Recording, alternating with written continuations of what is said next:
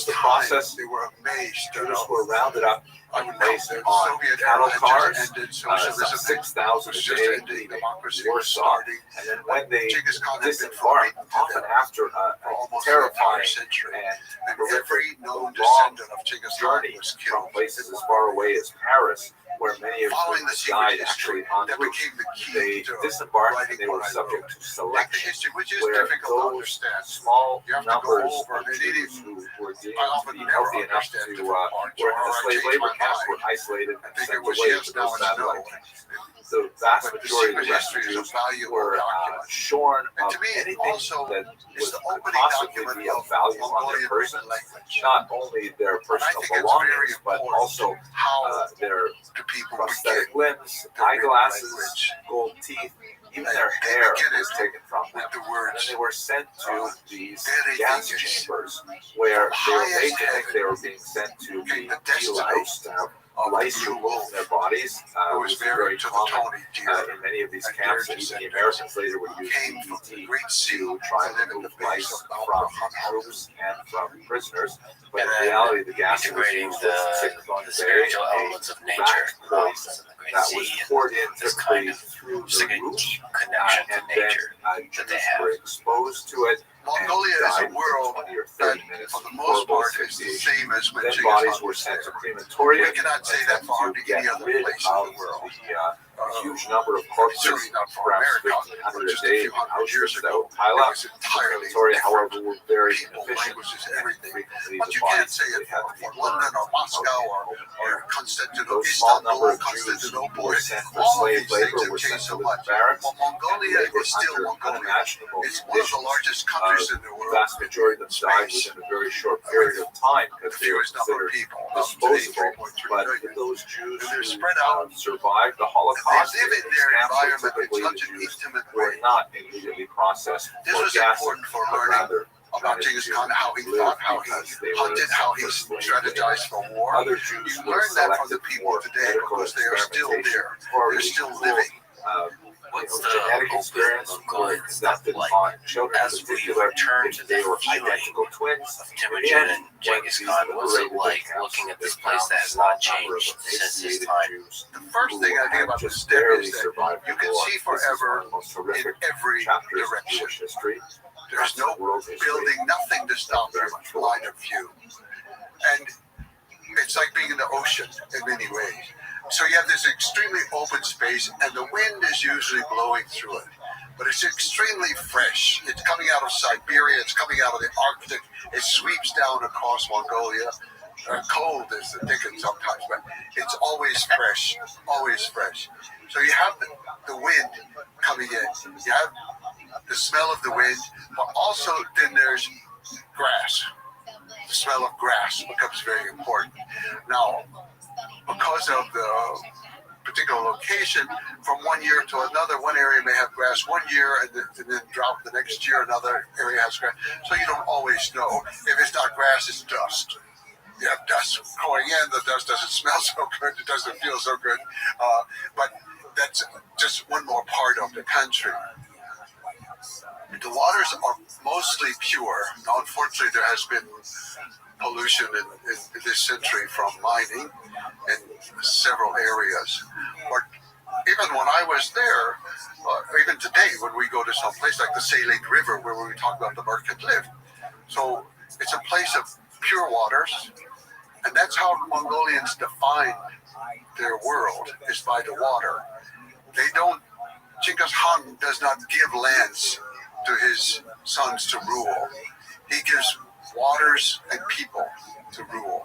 They do not refer to the earth as land, they refer to the earth as Dale, ocean, the sea. And so water is very important. And to learn the rules about water, you don't camp by water. If you camp by water, your animals and you are going to be polluting it, messing it up. So they're back, maybe in our modern terms, about a kilometer back. You take the animals to the river to drink, and then you take them away.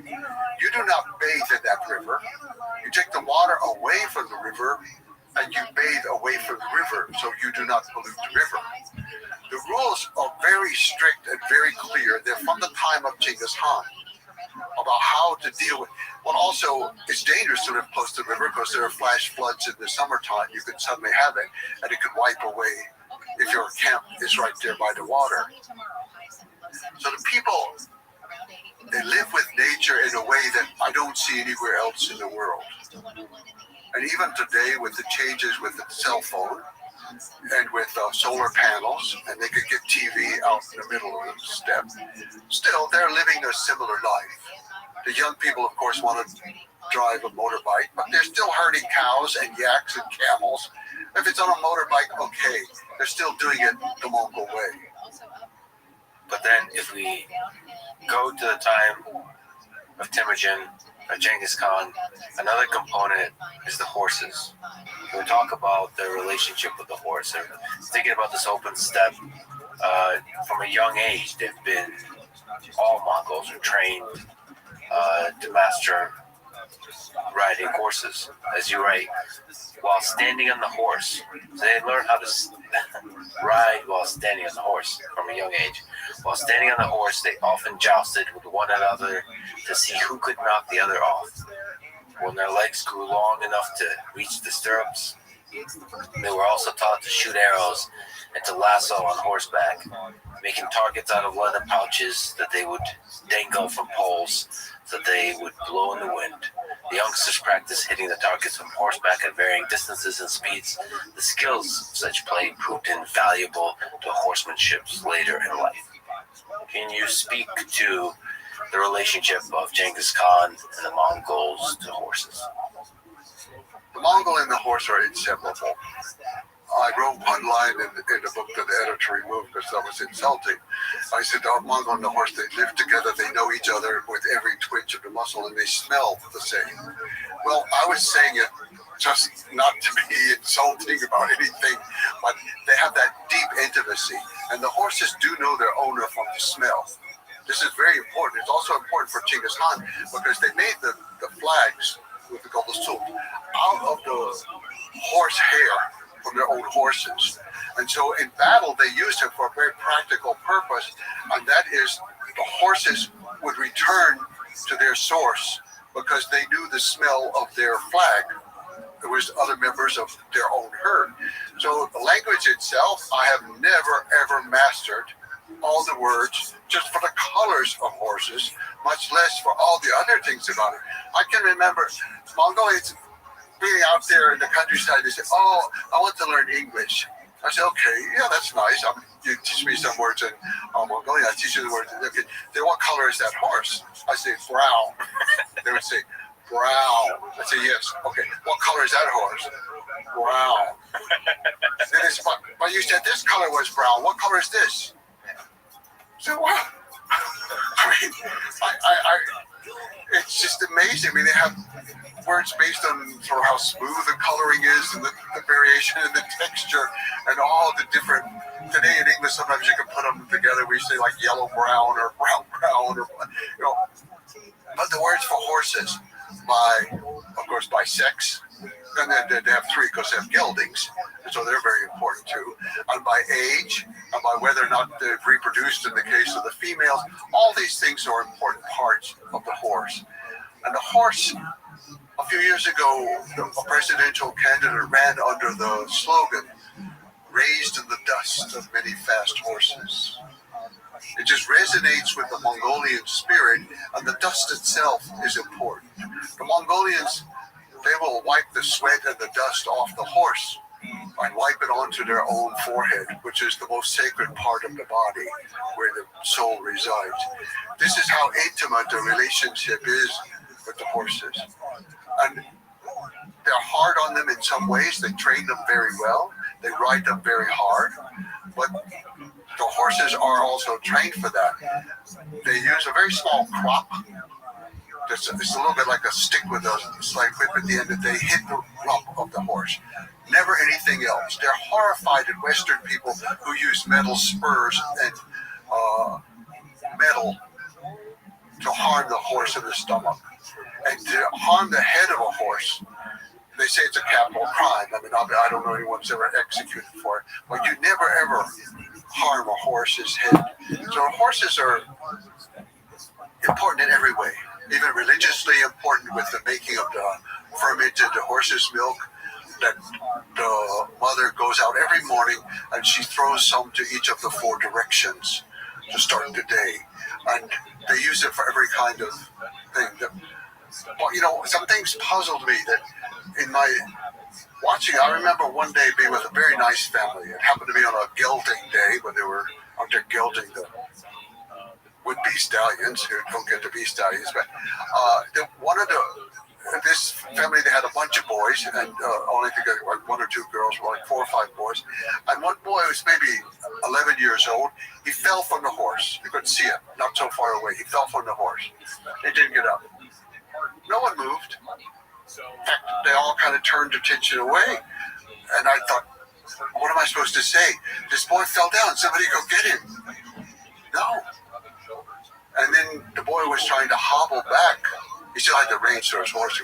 But he couldn't remount, and he was trying to haul back. So his little brother went out to help him come in, and they came into the gear and they sat down. The mother just turned her back, and I'm thinking, how on earth could you do this? This is a child. This is your child. But 2 weeks later, by chance, another boy who is practicing for Natam, the annual races, like this boy had been doing, he was off in an area right close to the forest and mountain area, and the horse bolted, took off through the woods. He was knocked off by a tree, and then the horse went deeper into the woods. The boy followed him. The boy became lost. The boy was 12 years old. He was lost for 2 weeks, and he lived. I would have died in 48 hours. He lived. He said, well, he slept in the daytime when it was warm. He walked at night when it was cold. Even though this was the summertime, the nights can be quite cold, especially on a mountain. And he sang loudly all night long to keep the wolves away. And he knew what to eat. And then he walked until he found water moving, and then he would follow that water down to the neck. He lived. And I realized the boy falls from the horse, his mother's not going to be there. She knows that. And it's probably hard for her, too, to see her boy suffer, but she knows. Just a small tangent. There's a wrestler named Gary Collat, and he tells a story about mental toughness, that the first time he saw truly mentally tough people was when he visited Mongolia for a wrestling tournament. And he remembered that they were taking showers in ice cold water. And, all the other wrestlers, they would take the shower, and then when the water hits them, you could see a little grimace. With the Mongols, there was just nothing. It was emotionless. So like ice cold water or any other kind of hardship, you build a hardness to that. And I suppose that falling from the horse is just an example of that. There's a mental hardness and a mental toughness. You have to be able to take care of yourself. And with the weather, for example, often in that time, and still today, some people, if they can have the privacy to do it, the men will strip naked in the first heavy snow and roll around in the snow in order to prepare for the coming winter.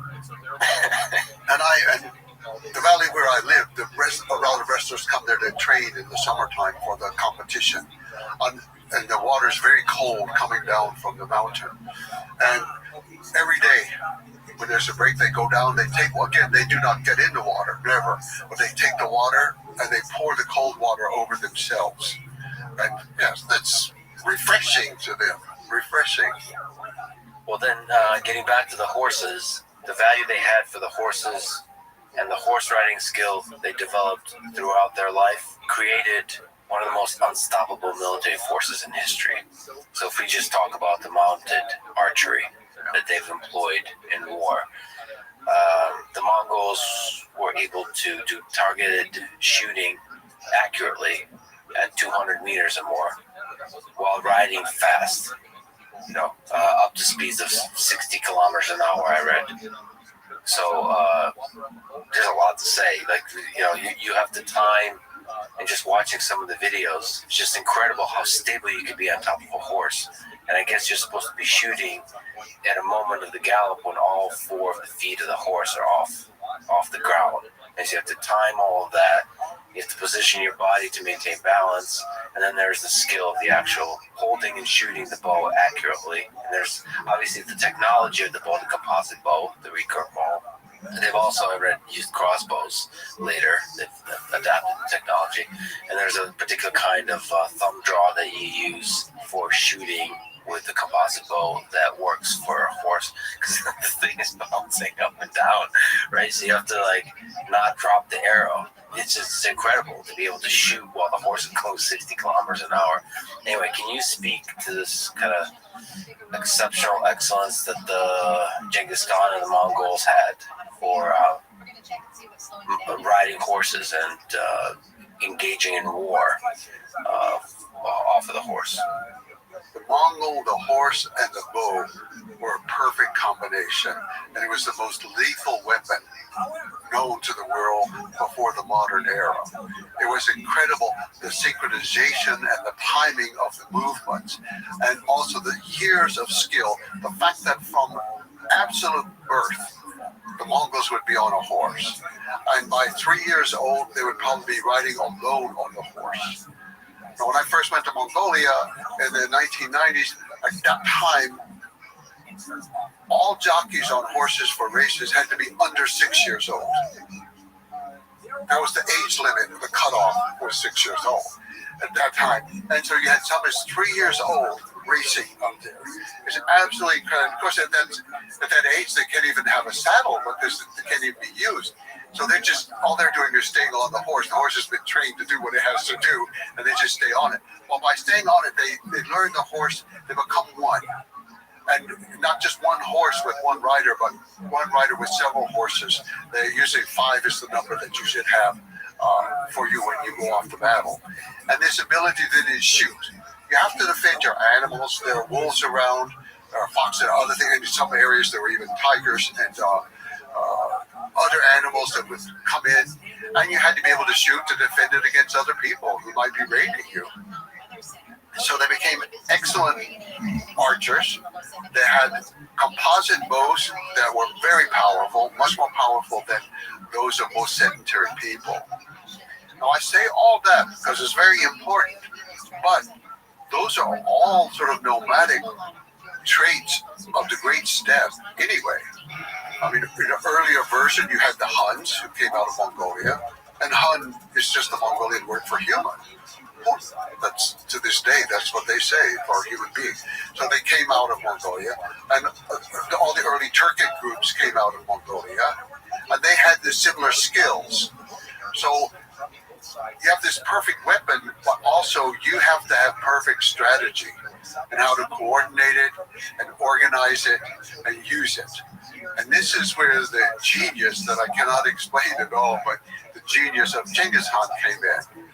Other people, I think, had been very good in earlier times, a number of Turkic leaders, and also, or even Attila the Hun, who, of course, was actually born in the West, but they were charismatic leaders and very dramatic leaders, and it wasn't that they were so excellent in their strategy. They were very good in warfare, and that's what carried them through. Genghis Khan's army was extremely good in warfare, but small. He never got probably above 100,000, at the most 110,000. That is small. When you're going against China, that has millions just in the army, not counting the country, and you're going against Russia, and you're going against the Middle East and Persia and Afghanistan and these areas, your whole army has to be as finely tuned as each rider, each bow, and each horse. That's the weapon. But the army becomes the super weapon of Genghis Khan. How he organized it, and how he used it, and the strategies that he put together. Yeah, when you have a small army, just think about that. A small army that conquered the world. It would fit in a stadium today in America. So there's extreme efficient coordination of units. Mostly cavalry, right? All cavalry. That's all cavalry. He had no infantry, and he had no baggage train. He had no backup commissary. Early on, no engineer corps. Later, one was added much later. But no, all cavalry. And so there's light cavalry and heavy cavalry, and breaking down units using the decimal system, 10, 100, 1,000. So there's a kind of hierarchy where you delegate authority, but to the degree there's commands, they must be followed strictly. Yes. So for like extremely efficient, accurate, precise deployment of these troops in the battlefield and the dynamic movement of the troops, including all the interesting tactics that were utilized, you have to have really good communication and coordination. And for that, orders must be followed. Yes. Is there something to speak to that? Like, how do you tune this kind of system to where everybody is working together so well? I think the first point is the extreme loyalty of the people whom Genghis Khan chose. His kinsmen, as we said, had deserted him. His Anda was a Christian relationship, but all the others that he found were just common people, herders or hunters, very common, and they were loyal to him and never, ever revolted against him, never betrayed him. So he had extreme loyalty. And then, as you mentioned, he organized his decimal system. So the smallest unit of the army was the Arft, the squad of 10 men. They were put together, and then the head of that squad, he had total control over it.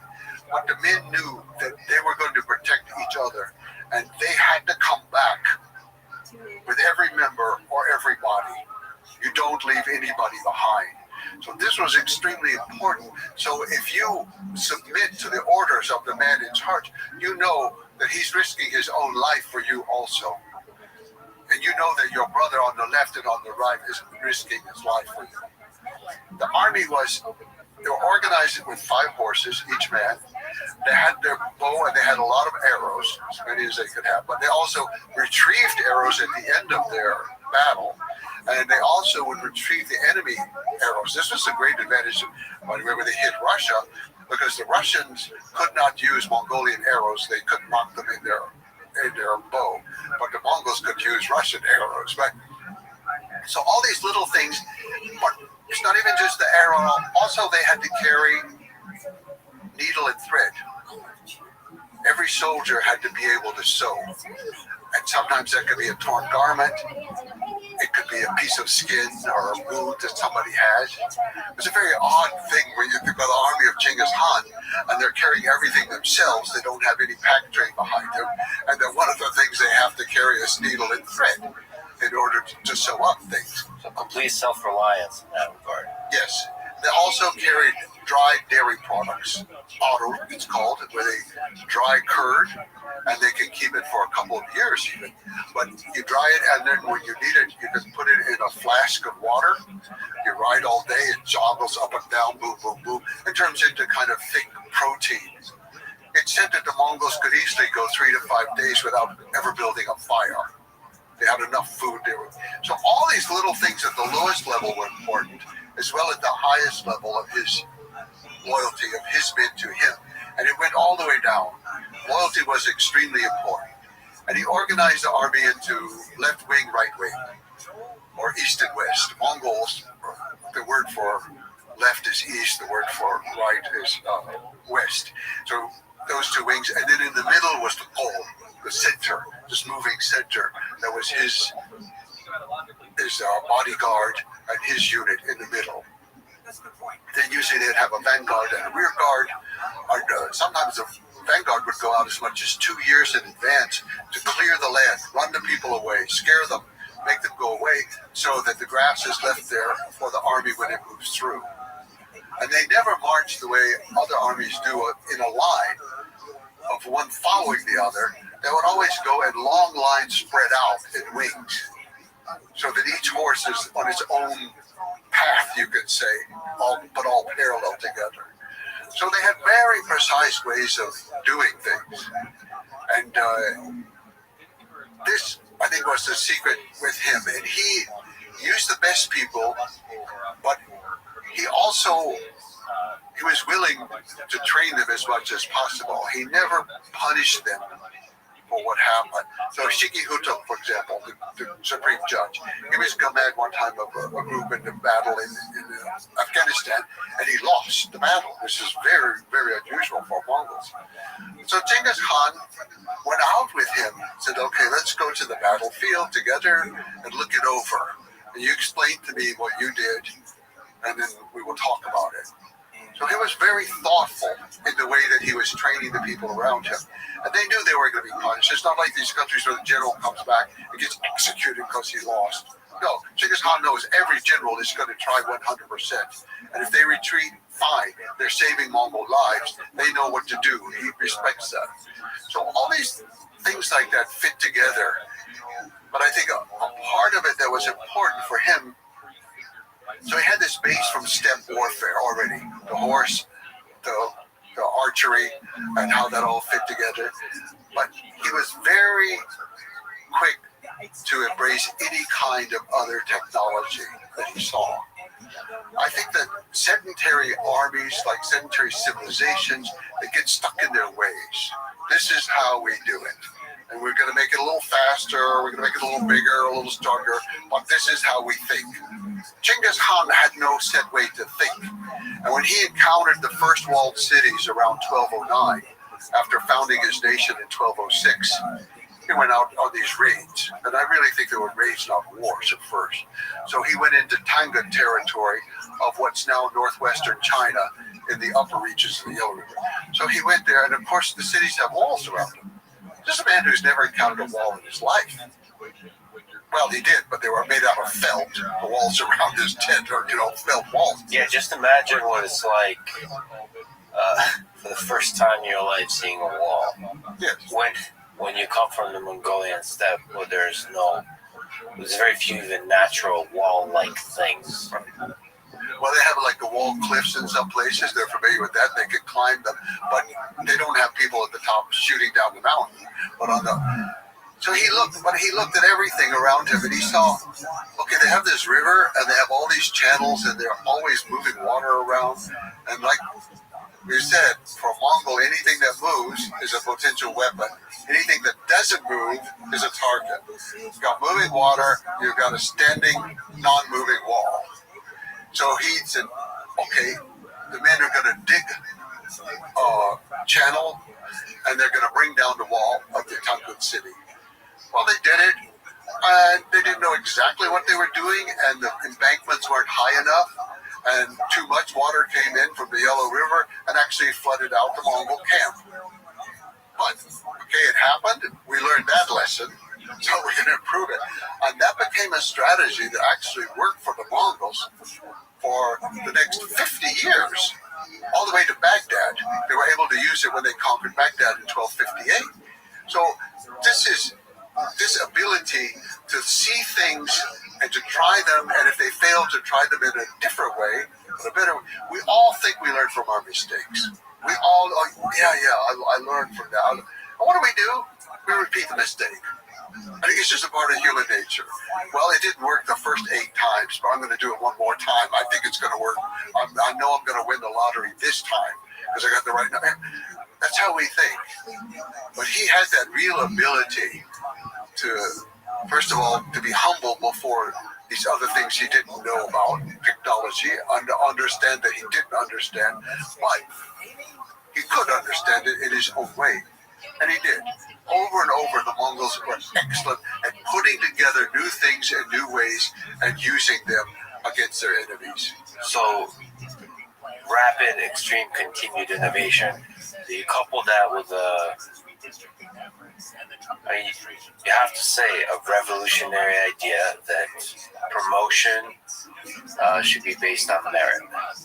That idea, combined with the innovative approach to military, it just feeds on itself, because the people who are learning from their mistakes and constantly improving are the ones that get promoted in the positions of power, and then they inspire everybody else to do the same.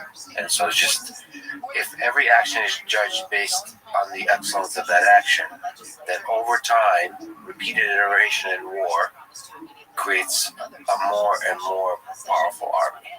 Yes. And they were able to do that for 3 generations, to create an army that was ever expanding, ever changing its tactics and its technology. And they got worse at it over time. But Genghis Khan was the one who innovated it. He was the best with it, and he used it throughout his lifetime. And he was getting better over his lifetime with using foreign information, foreign technology, foreign ideas. He just had a genius for that. If we can go back to the horses, you mentioned every soldier had 5 horses. The reason for that is the horses get tired. Yes. And so you can cover a lot of ground in a single day. Yes. Usually the way the rotation of the horses would, the horse would usually ride for 1 day and then rest for the next 4 to 5 days. And then another horse would be riding the next day. One way to measure it is that later, at the time of the death of Ögedei Han, the word went from Mongolia to Hungary in 6 weeks. Mongolia to Hungary in 6 weeks. So let's just imagine this army that's able to move at such high speeds. It does not need to follow roads because it's used to riding in the open steppe. So you can do all kinds of dynamic movements in encircling a place. And then also, one of the other famous things is the feigned retreat that was used continuously.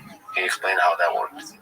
The Mongols did not fight for honor the way we often think of brave soldiers, Achilles and the Iliad and things like that. They fought for victory. That was the one thing. So to retreat, to save lives, there's no shame in that. So the Mongols would often retreat, and Genghis Khan basically, he himself never fought a battle that he thought he could lose, and he won every battle he fought. It wasn't true for every general under him, as we said for Shikibuto, for example, but he won every battle because there was no shame in retreating and in not fighting, not against the enemy. However, that also becomes a tactic, and that they would send in a small group of soldiers to attack. And the Mongols were able to fire, of course, going forward on the horse. They were able to then act like they were defeated and turn, but they could still fire backwards, which was the Parthian shot, which is unusual in the world, not totally unique, but unusual to fire backwards. But the Mongols also could lean down and fire under the neck of the horse, so they're protected. They had many different ways. So they're firing coming, they're firing going, but usually the soldiers who are against them would break ranks to chase them. They want to go, they want to get the weapons, they want to kill the Mongols. And if they didn't immediately break ranks, the Mongols would often start throwing things out like loot from some place and valuables around, and the soldiers usually couldn't resist it. So they'd come chasing out after the Mongols, sort of pell-mell, going in every different direction. And then they would get to a certain point, and from behind the two hills, the Mongol army would come and slaughter them. Over and over, this tactic worked.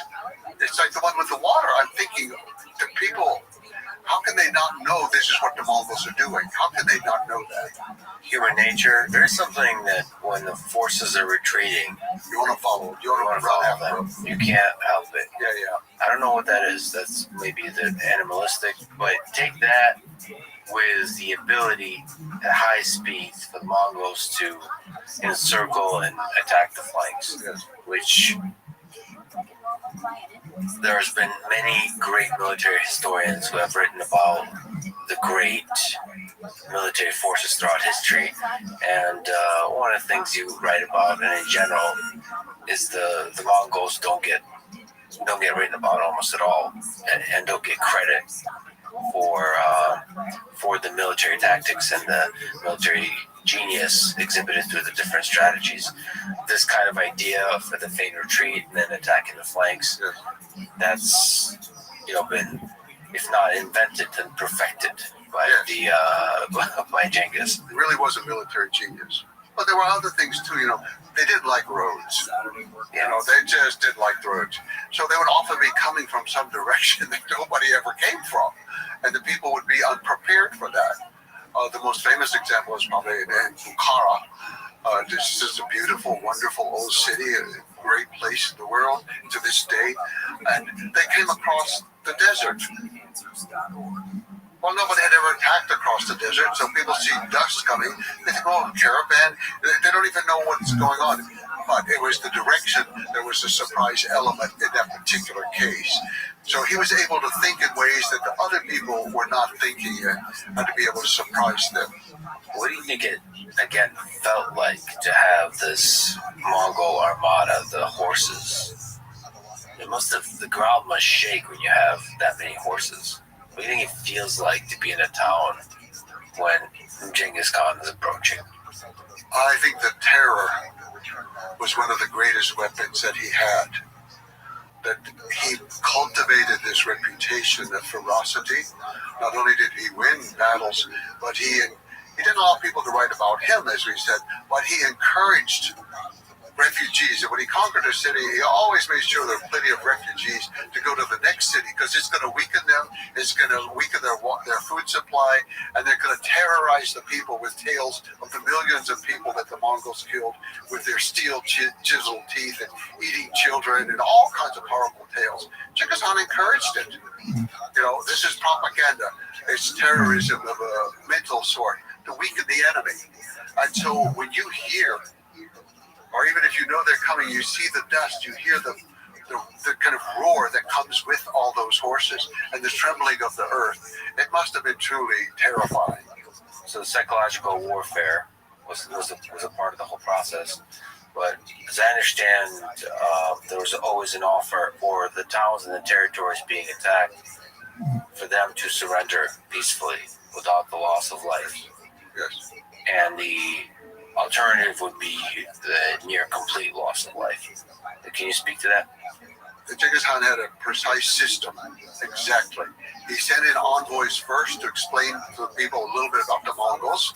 Already much was known, but to explain to them that if they surrendered, all the lives would be spared, and they could continue in their professions. It's just that now the rulers would be the Mongols. They would have to pay the taxes, and usually be the same taxes they paid before, but now they would go to the Mongols. That was kind of the general system.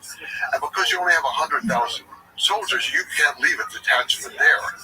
You know, so you're going to leave the local people in charge to run their country or their city or their area the way they have done in the past. He was absolutely faithful to that. In one episode in the north of Persia, modern Iran, his son-in-law, Tokhtar, he violated that and was stealing and looting from the people who had surrendered. Genghis Khan called him in, and he stripped him of his rank, and he said, the next city, you go first, as a common soldier. And of course, he was killed in the next battle. I don't know the name of the daughter, unfortunately. I tried to figure that out. But anyway, he was a close relative to him, and he was killed in the next battle, violating this law. So that was the law. So then, if the city fought, and the Mongols won, they did not kill everyone. What they did was they killed all the leaders. They felt like the elite had not served them well, and they usually killed the army because they couldn't incorporate the army into their own. The army had failed. But the one thing that they valued were all the artisans, everybody who had a skill, and that skill could be making a pot, it could be hammering out a metal plate, it can be weaving carpets, it can be translating or just reading and writing. Every person with a skill was spared. So the killing of the people who were defeated wasn't so severe. What was truly severe was if you surrendered, and many of them did, and then they knew they would not be harmed, so they're not harmed. The Mongols go on. The Mongols are hundreds of miles away. And also, forget about the Mongols. Genghis Khan sent word they were supposed to send so many cows or sheep to help out. Forget about the Mongols. They're far away. No. He stopped. He returned. He conquered the city, and he killed everyone. That's the way it worked. So the most drastic slaughter happens when there's an agreement and there's betrayal. Yes. And as it turned out, I would say it was more the Middle East, and what we call it around Iran and Afghanistan, where these were the worst cases. And I would say only in Afghanistan did sometimes the emotion of the slaughter take over in an unfortunate way. But he had a grandson whom he loved very much. And that grandson traveled with him, and he had the happy childhood that Temujin had not had. And I think Genghis Khan just loved that about him. But in Afghanistan, he was sent off to conquer the valley of Bamiyan, where the great Buddhas are, actually. He was sent to Bamiyan, and as it says in the Persian history, the thumb of fate fired the arrow that shot him down. He was killed. And for Genghis Khan, he had never lost a family member. Not one. None of his sons, none of his grandsons in battle. He had not lost them. And now to lose the most valuable grandson you have, the one that's your pride and joy in so many ways. And so he called the father, his own son to him. He did not tell him, that he did not announce it to the public. And the son came, and the son didn't know why he was being summoned. And Genghis Khan said, "You have to tell me that you will not cry or moan when I tell you this. But your son is no more." And the father no one was allowed to moan. No one was allowed to cry. No one was allowed to do anything. He said, make them cry.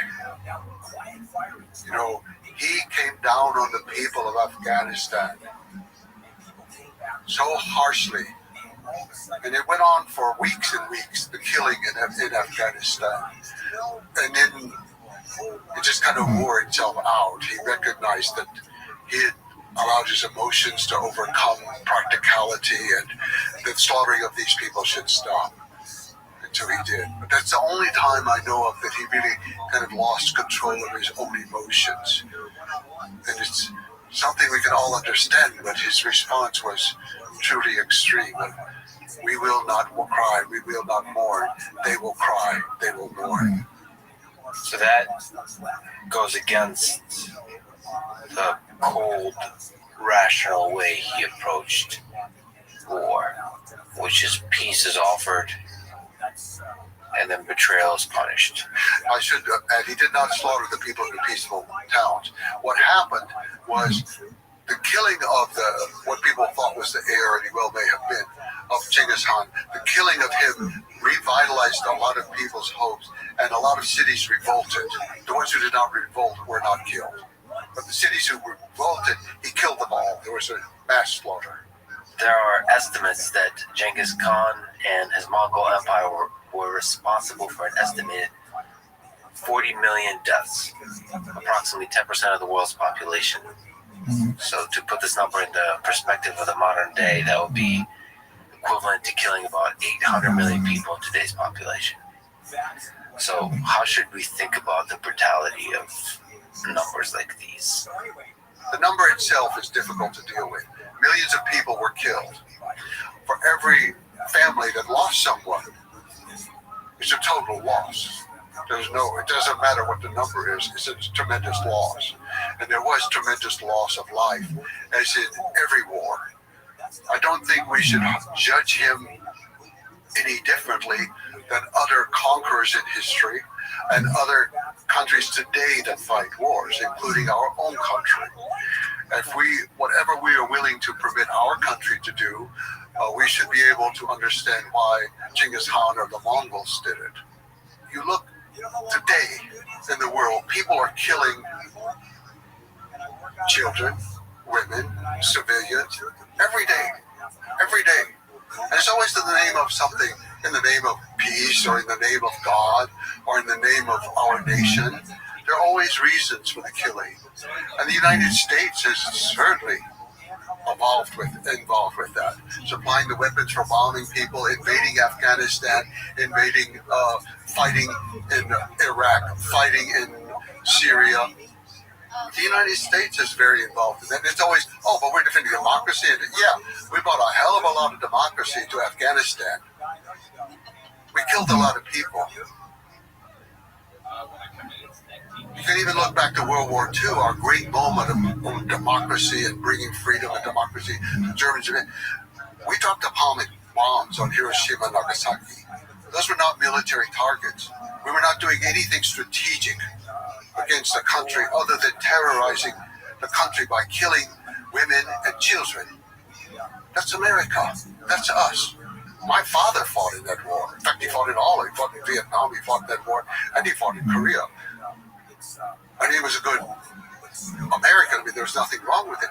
And I don't even condemn America, but I'm saying, how can we condemn one set of people for doing it and then excuse it in ourselves?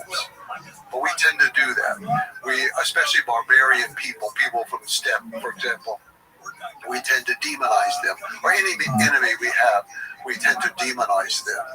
You said a lot of interesting things there. So one is just the very nature of war. That war is hell.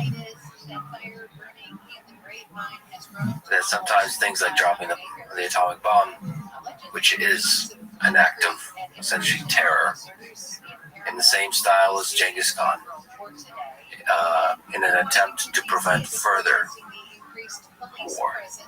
It's a justification. People are always fighting for peace. Always fighting for peace. World War I was to make the world safe for democracy and peace. And then World War II, well, what happened? We went to war in Korea. We went to war in Vietnam. We bombed Cambodia. We bombed Laos. We bombed Afghanistan. We bombed Syria. We bombed Iraq. We're always fighting for, and I'm not a pacifist. I am not. I grew up surrounded with soldiers, and I'm not a pacifist. But I try to be a realist, that all nations kill. It happens everywhere. So can we universally also then, in the way you're passionately criticizing wars of the 20th century, can we also criticize Genghis Khan and Alexander the Great and the wars fought by Caesar and others in the Roman Empire? That they're essentially wars of conquest. Yes. And in some human way were not necessary or were not defensive. They're just part of this human drive to expand, to explore, and to accumulate power. Maybe this is a good place to also talk about somebody I respect a lot, Dan Carlin of Hardcore History Podcast.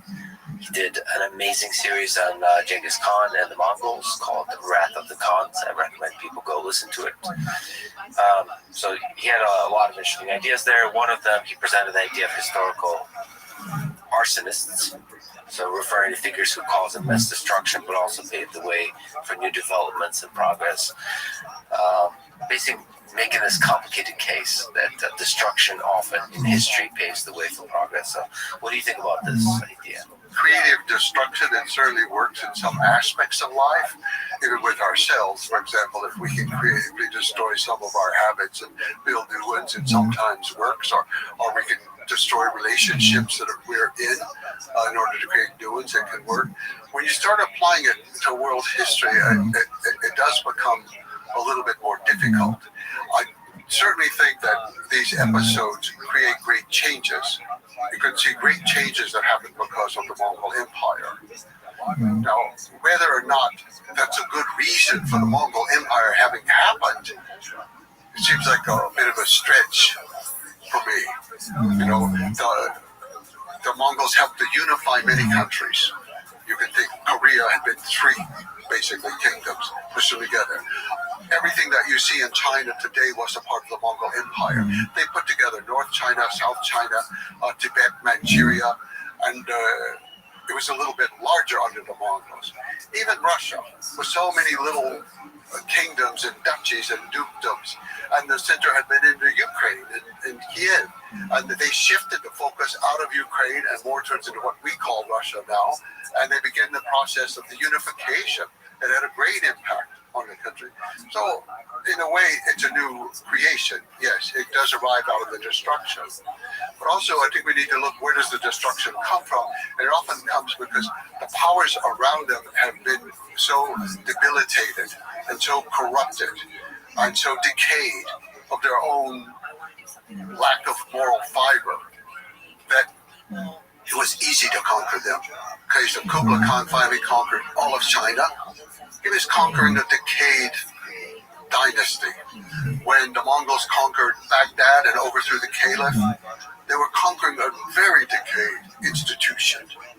No one likes war, and I certainly don't like war, but I'm not 100% against it. I think that there are times that people are going to do it for their own protection, if nothing else, or their family, and it's justified in that sense to themselves. It may not be justified in a world sense, but I just make the case for being tolerant of what the Mongols did if we could tolerate what the Americans did.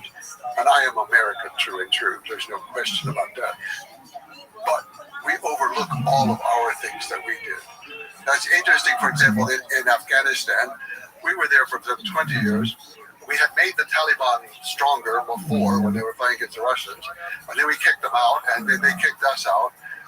But some of the Taliban leaders are from the Jadran clan, who's descended from Jamuk family. from his clan. This is what I mean when I say that the ramifications from that time are still with us, and we don't even see it. When Saddam Hussein went on television for the last time in Iraq to plead with his people, he said the Mongols, meaning Americans, the Mongols have returned. The Mongols have returned. And he said the Americans are just the new Mongols. I can see it. I don't accept it. But I can see how people think. If we can be honest with ourselves and strip away our own lies about ourselves, then perhaps we will be more ethical in our dealings with other people. And there's effects that you could talk about. I mean, the unification of China, Mongols or otherwise, is a very important step in the history of China that permeates to today. And then there's a lot of stuff that we'll talk about, the ideas of religious freedom, the postal network, the trade routes, all of this. There's a lot of progressive consequences of the Mongol conquest in the Mongol Empire. We'll talk about that, but let's linger on the heavier topic for a little bit longer. Like we were talking about Dan Carlin, he was critical of your work a little bit, showing it respect, but also a little bit critical as being a bit too emphasizing and focusing a lot on the positive impacts correctly and accurately, but not giving enough airtime when describing the brutality of the killing, the hell that is war. So can you understand his criticism? Guilty. I'm guilty. Steve Madden. Yeah. Carl is a very smart man. I respect him very much. I like him tremendously. And he's right. But that is not what I want to stress. It's not that I want to deny the killing. It's not that I want to deny the warfare. But that's pretty much the same everywhere in the world. And how much do we need to say about how the wall was broken down, how this unit was defeated, and all? No, it's what comes afterwards. Just as the story of our life begins far earlier than we are born, the story of our life goes on for a long time afterwards. If you have a nation of 1 million people, and you are ruling over hundreds of millions of people, China, Russia, the Middle East, you do not do that through warfare. You conquer them initially through warfare, but you do not rule them through warfare. You've got to be offering something that they want, something that they like.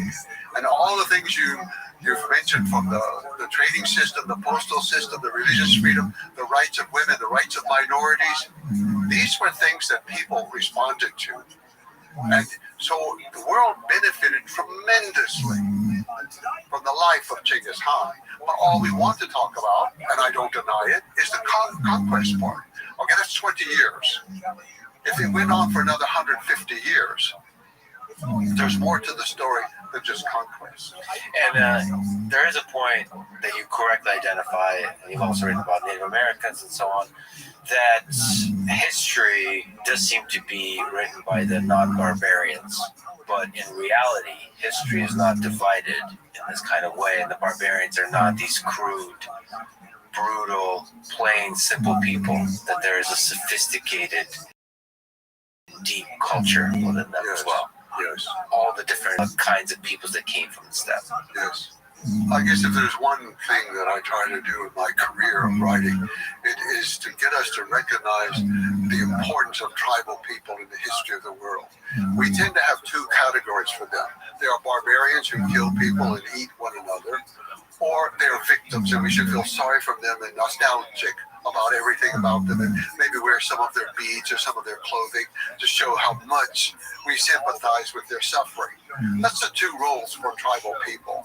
But I'm trying to show them in a different light, that they conquered, yes, they were conquerors, but they also created great things in the history of the world. And that the Mongol Empire was really the first modern empire in the way that I'm putting together that story. And Genghis Khan was the genius behind that, who created this idea that there could be one world in which there would be one set of supreme law, but all people could follow their own law. You could have any religion you wanted, but ultimately you had to obey kind of the great ethics of the sky. And there were things like that about his vision that I think very few people in history had a vision. And I look around the world today, and in my lifetime, since the time of Roosevelt's death, I look around, I don't see much vision. I see lots of slogans, lots of talk, policy papers. Oh my God, we can produce it. Where's the vision? It's always, we're going to have peace and we're going to have a better life, and vote for me or vote for my party, and we're really for the people, and what the heck are they talking about? There's no vision there. So what is this country? What should this country be? What is this world? How should it? No vision. Well, those figures, I mean, they're rare through history. Legendary figures that come along that have vision, but are able to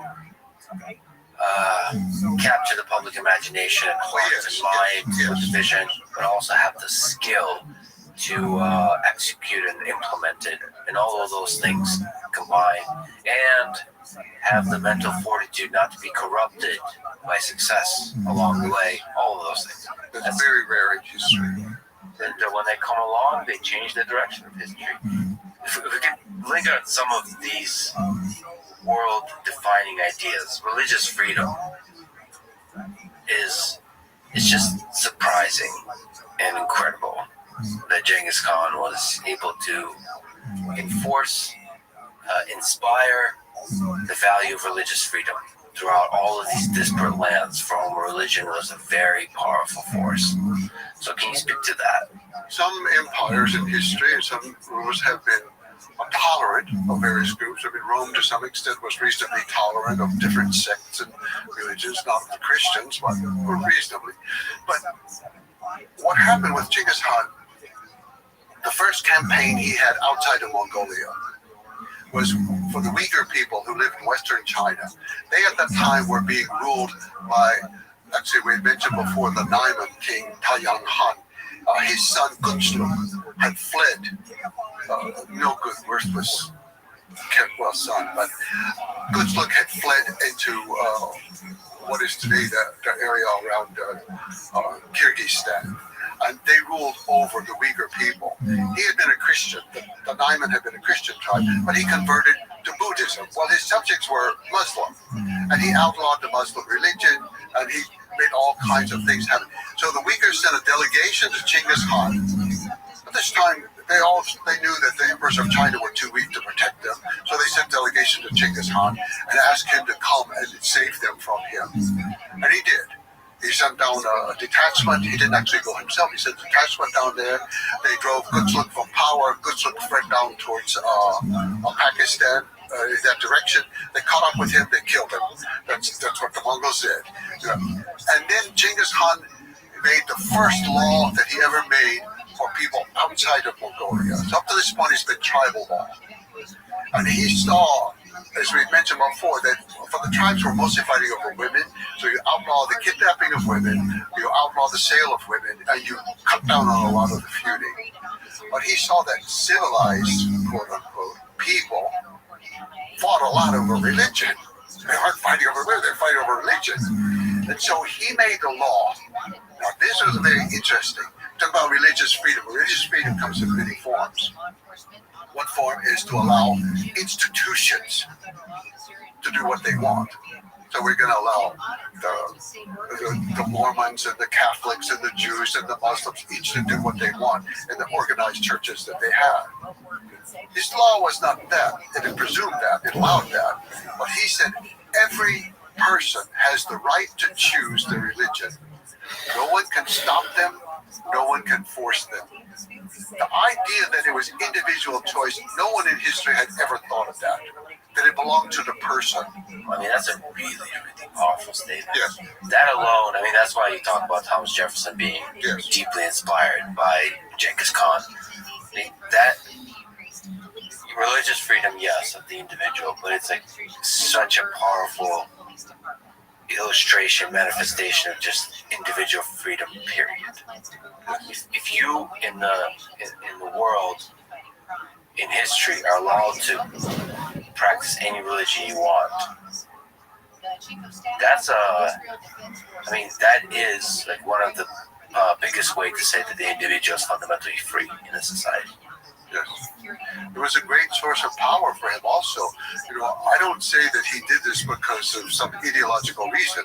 Just like he didn't outlaw the kidnapping of women for ideological reasons. He didn't come to it through studying ideas of moral right. He came to it through practical experience of life. His mother was kidnapped. His wife was kidnapped. He knew that that was a crime against every ethics that you could think of and every form of morality. That's why he did it. Not for ideological reasons, but practical reasons. It hurt people. It hurt people. It was the same with religion. He gave this right to everybody because it was going to be their own personal right to keep them from being hurt. And then that gave him tremendous support from minorities of many types. And so they flocked to him. Minorities after that, this was a minority effort of the Muslim Uyghurs to come to him. Many people flocked to him for the same reason, for that kind of religious freedom. So that religious freedom and also the other things you mentioned, they create a stable society, and that allows him with a small army to administer a large empire. And also, I will say, in a more practical, political sort of way of thinking, he recognized the power of having a balance of power, like Shiite and Sunni, that both are going to be allowed equal rights. One is not dominant over the other. And Christians and Jews. They all have, that keeps the society from fragmenting against him or uniting against him. And it's a kind of fragmentation that he's taken advantage of. I don't think that was his main reason, but I do think he was quite aware of that you give every religion the right. And unfortunately,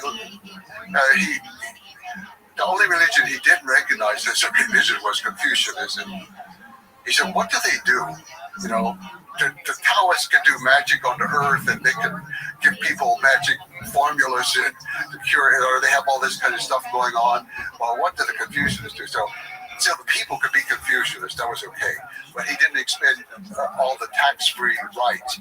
See, that was another thing. He dropped all taxes on religious institutions, all types.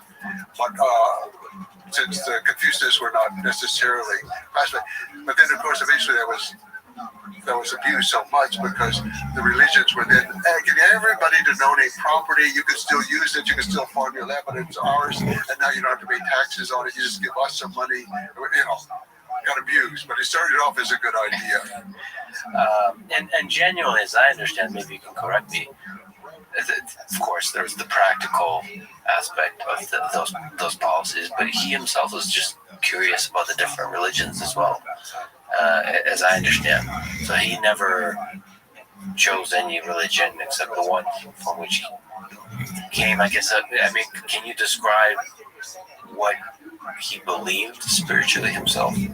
It's interesting, we said after the death of Shiribun, his grandson in Bamiyan, and the slaughter that followed that, he went through a new phase in which he summoned religious scholars of all sorts, famous Zheng Zhang from China, who are despised. But anyway, he came and with all of his magic formulas for things, and then a bunch of various Muslim leaders came.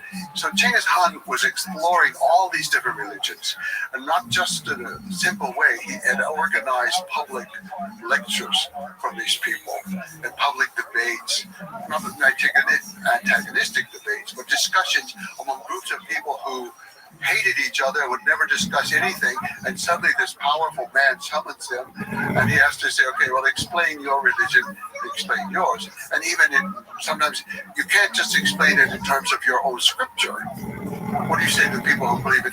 So he was exploring, but no, he never changed at all. He was an animist, we would say. That's not the only term we know to use. Early in life, he worshipped that mountain where he took refuge several times. Wakhan Khaldun. Wakhan Khaldun was the great refuge of his life. He would go to the top. He would pray. He would take off his hat. He would take off his belt. He would stand there before the sky and pray. So later on, actually, this became rather dramatic. He would sometimes go away to pray, should we invade these people? So all of the The subjects are waiting to hear what's God going to tell Genghis Khan when he goes up the mountain. So there are episodes like that, but he was very sincere. But I think what happened, the Mongols have so many spirits in the water, the mountains, everything around them, and you have to know them personally and pray to them, know what they like and don't like. And, should you sing to them, or should you offer some milk products, or what do? You have to know them. Well, you get away from Mongolia, and this was a problem in China. They didn't know the spirits. This caused great consternation for the Mongols. You've got a land here, and the spirits don't like us. They're hostile lands. We don't even know who they are. We don't know these spirits in China. It took a long time. And so gradually Genghis Khan, he's kind of moved from just the spirit of the mountain that he worshipped, which remained his main focus, which was the work of his whole life. He removed that to the sky. That was the one universal spirit. It was everywhere in the world. The sky was the same for every people. And so for the Mongolians in their language, the word for sky, and the word for heaven, and the word for God, and the word for weather are all the same. Tenger. And so, or Mochtinger in the case of the eternal sky, where they're talking about it in their religious terms, the eternal blue sky. So he became more universalistic in this animist vision of the world. And so then the sky could embrace all religions, and all people were trying to attain the same form of enlightenment. Well, enlightenment is too specific a word, but the same form of moral life and guidance from the sky. He felt that each person knew morality. Each person could communicate and know morality within themselves. They didn't have to just be taught it by somebody from a book. And in fact, as one of his grandson, Monkhan, said, you people talking to all the others, to the Christians, the Jews, the Muslims, the Taoists, that you people have your scriptures and you don't live by them. We have our spirits and our shamans and our drums, and we live by them. And I think it's true. It's just, as throughout this conversation, it's just blowing my mind that the kid from the Mongols that lost everything, right? Just had the hardest of lives, is now,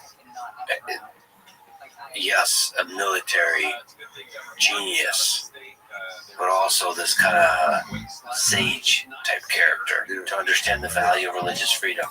I mean, there is a cynical way to see all these things, because he did awfully a lot of things that look like he's a feminist. And you're saying, well, the cynical way to see that is what he saw the value of promoting women in positions of power because they create a more stable society, and there's less power struggles, all that. But the reality is, there's a lot of things that look awfully progressive about the things he's implemented, and they stayed. I'm not trying to say it in modern terms. When you have 1 million people, you've got to use every one. And the men are fighting, and so he left women to administer a lot of things inside the country, the economy in particular, and then in some of the ancillary Turkic kingdoms around the Mongols, such as the Ongol, the Harlan, and different Mongols, and the Uyghur, even, were administered by his daughters primarily. And then his wives were in charge of administering the land of Mongolia itself and handling the economy. So he was using the women, but in a very practical way, but it wasn't necessarily our ideological way. I think it's the same with the environment. I'm not trying to say he was an environmentalist in our modern way, but he passed very strict laws about the use of water, and also about not using water, that you couldn't move water into an area to irrigate it. That was violating the earth and violating the water. So they think, a lot of the historians, they think the Mongols are so stupid they let the irrigation system be destroyed. No, it takes more work to destroy an irrigation system than it does to create it. They destroyed those systems out of a policy, and that was, this is going to return to pasture land. Just Kublai Khan was the one who changed that, actually, and then started allowing for more irrigation and the movement of water and things. But Genghis Khan, we can't use these modern terms of like a human rights crusader, or I'm trying to say he's a Democrat in the modern sense, or an environmentalist, or a feminist. But all of this was a part of it. Another part was the protection of envoys. He said every envoy, every ambassador, every messenger is protected from arrest, from torture, and from killing. And if you kill one of ours, we will wipe you out. And in 1240, that was the destruction of Kiev. This is after Genghis Khan already. Because Gudei Han, his son, the happy John.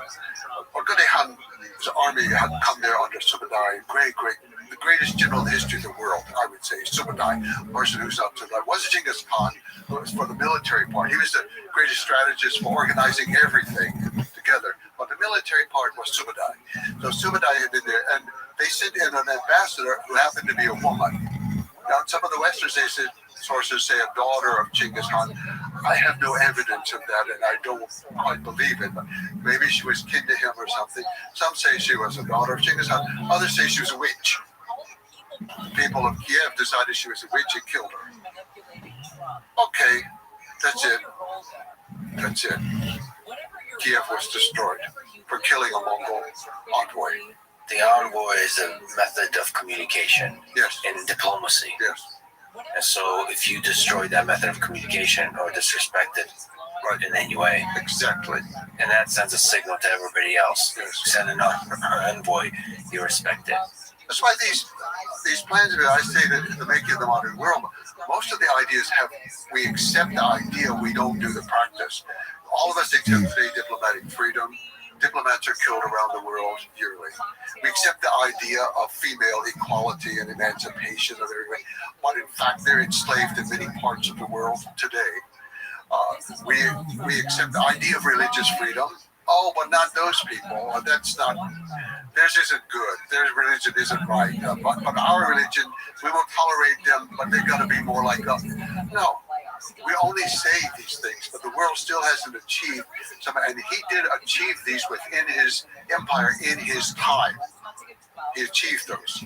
So one of the things we've mentioned, but I think is really, really fascinating, and maybe an immeasurable impact that Genghis Khan had is on trade. And you could say a lot of stuff, but basically establishing a unified trade network that spanned, I don't know how many thousands of kilometers. And there's a lot of interesting things that were done to enable that trade. One is providing safety and security of not just the envoys, like we mentioned, for communication in the military context, but for the merchants. Can you speak to what Genghis Khan did for the trade network connected to the Silk Road, as an example? Nomads in general are interested in trade. And throughout most of history, they have been the traders who carried the goods from one city to another, one oasis to another. And so the Mongols were also extremely interested and extremely dependent. They could create very little in their home country. They couldn't grow hardly anything. They didn't have the technological skills for most of the crafts. So they're very dependent on trade. Well, they raised the status of merchants very high. And this was particularly a problem in the Chinese world. It wasn't so much in the Christian or the Muslim world, but certainly in the Chinese world, where merchants were considered extremely low. And all of a sudden, he raises them up above scholars. They're going to have certain rights. For example, they get to be taxed one time. Whatever the national tax is, that's it. They're not taxed every time they stop in some new town. And he created a set of what we would call rest houses or recuperation centers where they could get fresh horses, they could get food, they could deposit their money and get paper receipts that could be used anywhere in the empire. They were guaranteed protection. If they had to pass through an area where it might be dangerous, then a small group, a squad of men and horses would go with them. So trade was extremely important. And then the Mongols, they supported trade in a very odd way. And that is, the merchants would come in and they would ask for an outrageous price for some goods, much more than they should get, waiting for the Mongols to bargain them down. And the Mongols would say, I'll give you much more than that. It was just, and his grandson or his son, was going to ask, why do you do that? You got to stop doing that. This was a Muslim financial advisor. He called in. He told him, well, you've got to stop paying more than people ask. And they said, where's the money going to go? It's still in my empire. It's going to come back eventually, And so they had a much different attitude with great respect. And I think a symbol of that is in the time of Kublai Khan, when we see that his uncle and father went to China and came back from China. And then on the second trip, Marco Polo went with him to China and back. They were safe the whole way. Their goods were safe. They came back with tremendous amount of wealth. They were never harassed. And the mere fact that they could cross, it took 2 years, but the mere fact that they could cross the whole continent safely and come back, it was unprecedented. We really don't have any well-documented case of anybody, say, from China visiting Europe or Europe visiting China before the Mongols. But since Genghis Khan, there's never been a year without contact between East and West. It was permanent. Once he created it, it was permanent. I don't think it's possible to measure the positive impact of that, because it wasn't just trade of goods. It was also exchange, explicit or implicit along the way, exchange of ideas.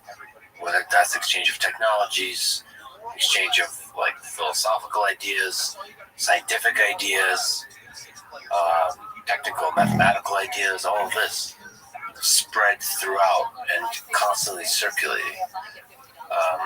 Can you speak to that aspect of it? Yes. There was an exchange of ideas on every level. Ideas, technology, ideologies, beliefs, scientific information, everything was being exchanged, even agricultural goods, new crops for new areas. But Genghis Khan, he had a part of his genius of organization was knowing what skilled people had that would contribute towards his empire. For example, the Muslims were very good with arithmetic. In fact, he conquered the little empire of Khwarezm, from which we get the word algorithm, because there was a mathematician there who invented algorithms. And so Khwarezm belonged, he conquered it very quickly, very easily, no problem. But it belonged to him. But the Muslims were using the zero. The Mongols were absolutely impressed with that. Chinese less so. They're very suspicious about the zero. But the Mongols were very impressed because herders' numbers are important to them for keeping up with their animals. In fact, the Mongols have a simple system. They reduce all animals to the number of horses. You can ask somebody how many animals you can have, and they can say, 100 horses. That doesn't mean they have 100 horses. It's going to be 5 cows count as 4 horses. 5 sheep or 5 goats count as 1 horse. 4 camels count as 5 horses. So they reduce it all down like that. The Mongols take a census of everything. That's one of the first things Genghis Khan did. And that was one of the demands he made of every place he went, is a complete census of your people. And every house had to post outside how many people, how many animals, what did they do, the occupations, all this information. So they needed good mathematics for this. The Muslims provided it. So they took the Muslims to China, these Middle Eastern scholars and all. Unfortunately, they were rather ruthless sometimes when it came to implementing the tax policies, but they became the financial advisors to him. Other groups of people had other roles like that, and he was moving them around constantly. And so you had a combination. As I said, he himself had this genius for combining new bits of technology, but it created a new kind of cultural spirit in which other people were also combining technology and other levels and being encouraged. It was no longer heresy or the devil's work to bring in this thing. So we had the spread of printing, for example. We had a partial spread of something that just print money. As well as other peoples. We had almanacs being created now through printing that combined different calendars and different information that was coming along. Or are we speaking about something more narrowly focused, like for example, the Chinese persecutions that came along with the invasion of Poland in September 1939. It's also quite a reasonable possibility. But the Holocaust and World War II are overlapping and not identical phenomena. Coming to the core of the events which we associate with the Holocaust involve two major periods of Nazi activity. The period of the Einsatzgruppe and the period of the death camps. This is the era in which the Nazis enacted actual mass murders as opposed to the horrific conditions that were endured by Jews during the period of the ghetto. So let us look at those two moments. We recall that one of the prerequisites of the beginning of hostilities in September 1939 is the sealing of a non-aggression pact between the Soviet Union and the Third Reich, which allowed both Stalin and Hitler to invade Poland and the Baltic states and simply divide up the territory between them. That meant that a significant number of Jews found themselves inside the Soviet orbit between 1939 and 1941. I have a longer lecture on that topic specifically in a different series. My YouTube channel on the Holocaust for a longer discussion of what happened there. But basically, Jews there, like the surrounding people, were subjected to rapid colonization, collectivization of farms, arrest of intelligentsia, and so on. The Holocaust per se really begins, in my humble opinion, with the end of that Soviet period on June 22nd, 1941. In general, what was the launch of Operation Barbarossa, which was the Third Reich's double crossing of the Soviet Union, abrogating that non-aggression pact as Hitler surprised Stalin with a massive rapid advance into Soviet territory. Now, why that is specifically connected to the Holocaust is because behind the Wehrmacht forces, behind the regular army that were sent in to defeat the Soviet Union, Hitler sent 4 mobile killing squads called Einsatzgruppen. As you can see in this map here, these 4 squads spread out throughout the territory that they conquered in the Soviet Union. And their task was not to prosecute the war against the Soviets, but to prosecute Hitler's war against the Jews. They would go into the local villages known as Shtetla, little Jewish townlets that dotted the countryside, round up the local Jewish population along with other enemies of Hitler, such as communist leaders. The Einsatzgruppen would march these Jews and others out to local ravines. If there were no dry riverbeds in their vicinity, they would have the Jews dig their own graves. And then that kind of sets up this idea of ships. This is sometimes called the Holocaust by bullets, as it represents a remarkably large number of casualties, civilian casualties of the war. Estimates range from 1.5 to 2.5 million Jews were killed during this war. Here you can see a map from the United States Holocaust Memorial Museum that gives you a sense of the scope of the townlets that were attacked in this nature. Kiev, which was not a town but rather a large city, had one of the largest of these mass killings. 33,000 Jews killed in the space of 2 days. The ravine called Babi Yar was used for a much larger number of Ukrainians and other Well, he's got lots of cousins out there who've been riding around. The so-called Holocaust by bullets, however, proved to be a very inefficient and psychologically a very toxic form of mass murder.